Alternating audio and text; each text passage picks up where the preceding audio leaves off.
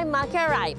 This time I'll be bringing you the show from Kappabashi Tool Street, an area of Tokyo known for its many shops dealing in kitchenware. Kappabashi Tool Street sits between the Asakusa and Ueno districts and stretches for about 800 meters north to south. It's known as a place where professionals shop for kitchenware such as knives and pots and pans. In recent years, the area has also drawn many tourists looking to buy high-quality knives and souvenirs. This time, we're visiting Kamata Hakensha, a long-standing shop selling knives used by many professionals. Founded in 1923, they have a history of more than a century. They not only sell chef's knives, but also offer repair and maintenance services, and have been a trusted partner of people in the restaurant industry. With me now is Seiji Kamata of knife dealer Kamata Hakensha. Nice to meet you. Nice to meet you too. I understand you have a history of more than 100 years. Has there been a change in your customer base over the years? Yes. Originally, Kappabashi Tool Street was a place for shops targeting professionals in the restaurant industry. But gradually, not just professionals, but also regular homemakers have started coming here. And especially in recent years, we've seen a very large number of customers from overseas. I've noticed that too. I see many people from overseas in the shop and I imagine it's very popular now. What kinds of things do they buy? Among our international customers, blades with decorative patterns and those with wooden handles are extremely popular. Japanese knives are handcrafted one by artisans and have detailed designs. A growing number of inbound tourists is flocking to shops selling decorative knives produced by master artisans using traditional techniques. Yeah, beautiful, of course. Yes, impressed, and especially while I'm visiting Tokyo, of course. And yeah, as a souvenir, this is the best you can buy, I think. It's lighter than Western knives. It's sharper, and just the detail is nice too. Oh, the detail. Mm-hmm. It's unique. Yes.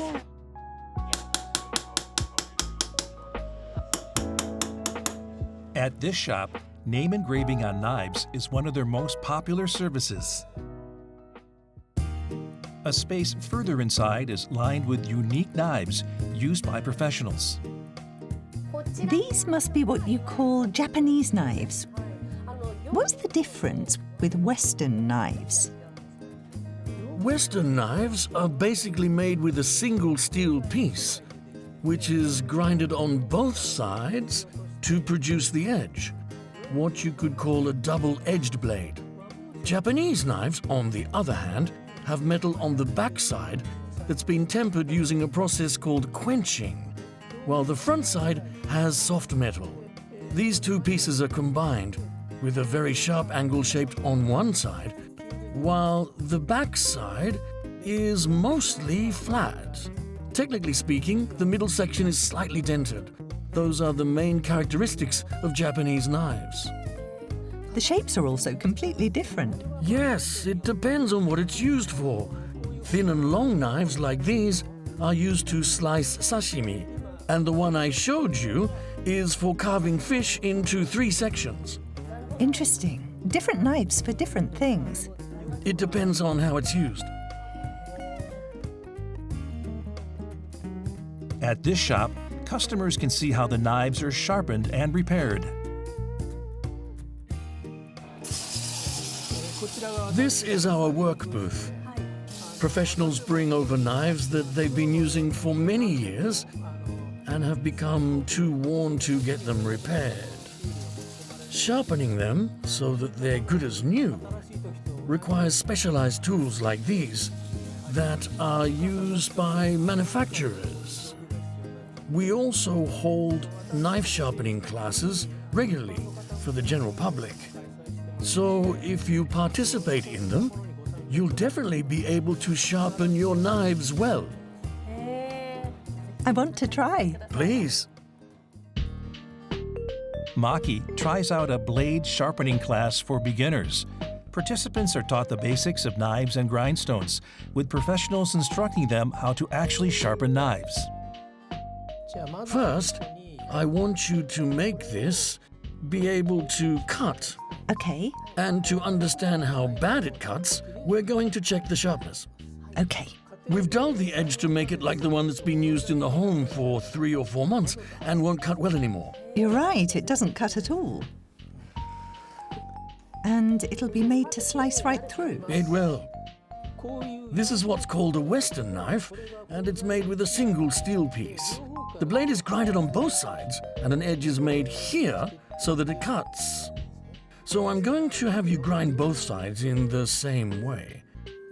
You do that by holding the knife not perpendicular to the grindstone, but at an angle, Okay, and lift the back slightly, enough to fit 1 or 2 coins in between.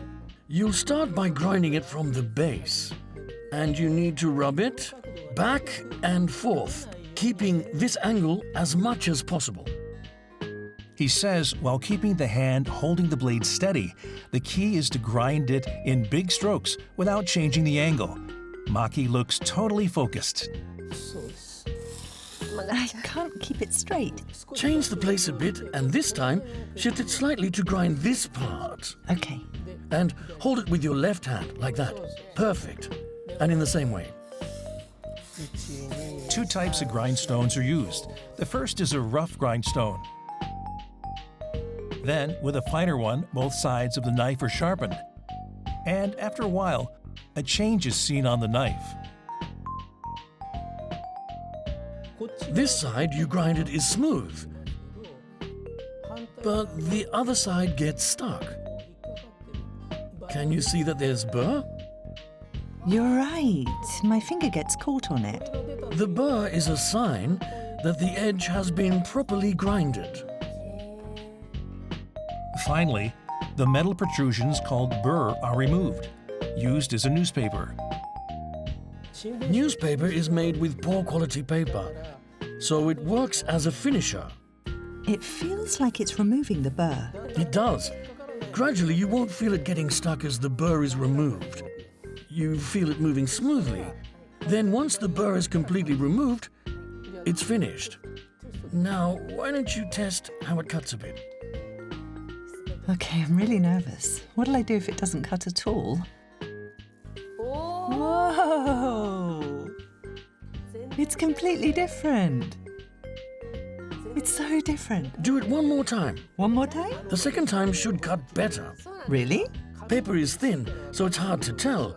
But since it's hard, the burr will be completely removed when you cut the paper. You're right! This is so fun! Learning how to properly sharpen knives allows participants to also understand how to properly handle them. Make sure to stop by when you have a chance.